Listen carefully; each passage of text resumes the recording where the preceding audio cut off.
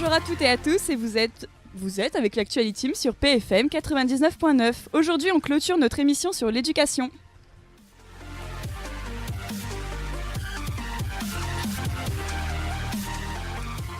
Et pour commencer cette première partie, je suis avec Sarah. Coucou. Tanguy qui nous a rejoint. Salut. Alexis. Salut. Et Thomas. Hello. Alors ça va ? Comment vous vous sentez ? Moi, ça fait un moment que j'étais pas revenu à la radio. Vous avez pas manqué. Hein. Eh ben, toi, tu commences pas. Et donc on commence alors. Puisque leurs parents ne pouvaient pas les garder à plein temps à la ferme pour les aider. C'est également du côté des filles que l'évolution se fait sentir puisqu'elles accèdent enfin à l'éducation et ça c'est pas trop tôt. Excusez-moi, je n'arrive pas à parler aujourd'hui, c'est incroyable. Thomas cool. Alors remercions Jules. Pas mal de choses que j'ai pas mal d'amis qui sont justement étudiants pour devenir enseignants. Et en fait, on se rend compte que on leur apprend pas vraiment à se retrouver face à des élèves. Ils ont pas mal quand même de formations.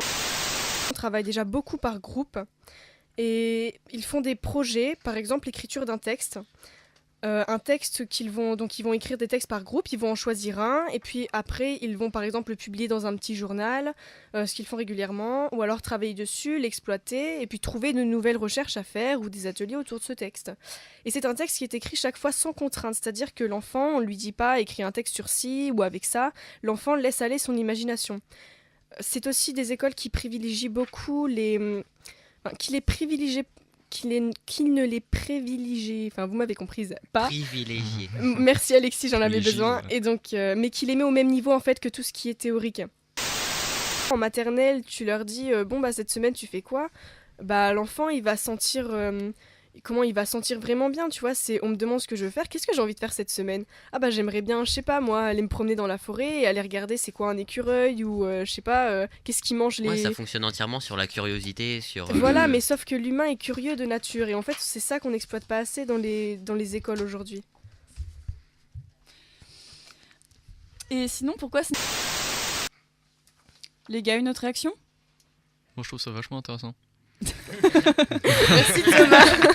Thomas et sa pertinence. T'es vachement réveillé aujourd'hui. non, je trouve ça vachement intéressant et c'est vrai, même si on peut être sceptique un peu sur l'efficacité de ce style d'éducation. C'est un peu idéaliste en fait comme méthode d'éducation. Je vous invite franchement.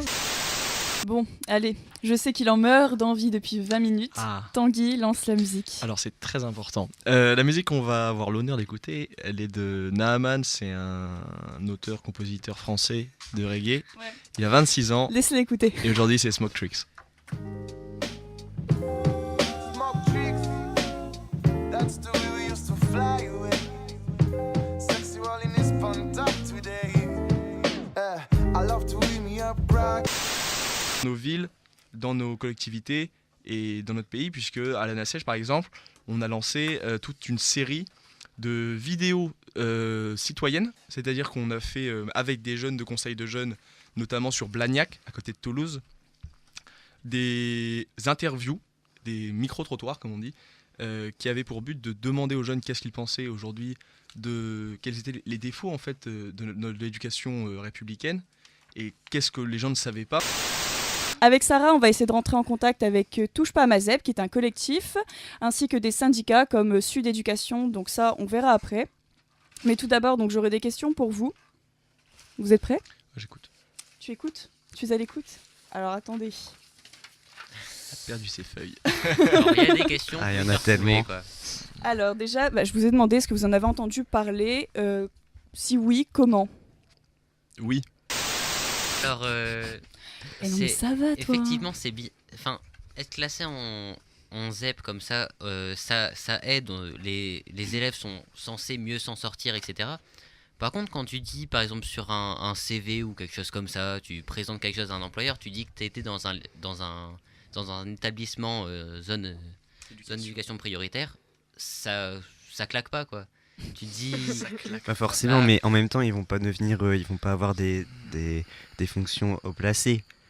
Pourquoi qu'est-ce que tu en sais voilà. Alors attendez, là ça commence à dévier un peu dangereusement. Donc, mais non. Alors, mais, je comprends ce que tu mais veux non, dire. mais Chouchou, en fait, pour ça, il faut faire des grandes études. Ok. Oui, mais justement, donc les lycées ZEP aussi permettent d'accéder à avoir des études aussi, Bien te sûr. permet d'avoir un avenir, c'est normal. Par exemple, il y avait une ZEP, donc il y avait une option qui préparait au concours Sciences Po. Il faudra que j'essaie de Et oui, c'est à côté de Nain-Beaumont. Ouais. Et Ça- c'est surtout que les ZEP ont ce qu'on appelle une ségrégation positive aussi, c'est qu'il existe des places dans certaines grandes écoles spécialement pour les ZEP. Mais est-ce que encore là, c'est une bonne initiative ou pas de faire ah oui, bah, vous êtes encore différent, on vous fait des places spéciales pour vous. Voilà. Est-ce que c'est normal? Sarah? Je sais pas si vous m'avez suivi, mais en gros, quels sont les grands sujets d'actualité en ce moment? C'est le chômage, à la L'islam.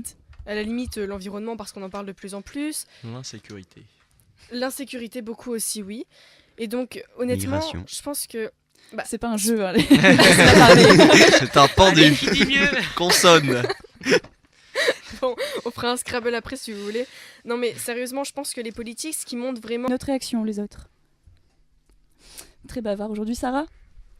Non, je suis d'accord avec toi. Je pense que les ZEP, ça devrait être un problème qui... Enfin, je pense que ça nous concerne même nous. Je pense que les préjugés, comme on l'a dit, etc., les stéréotypes qu'on rencontre, je pense que ça vient de nous de base.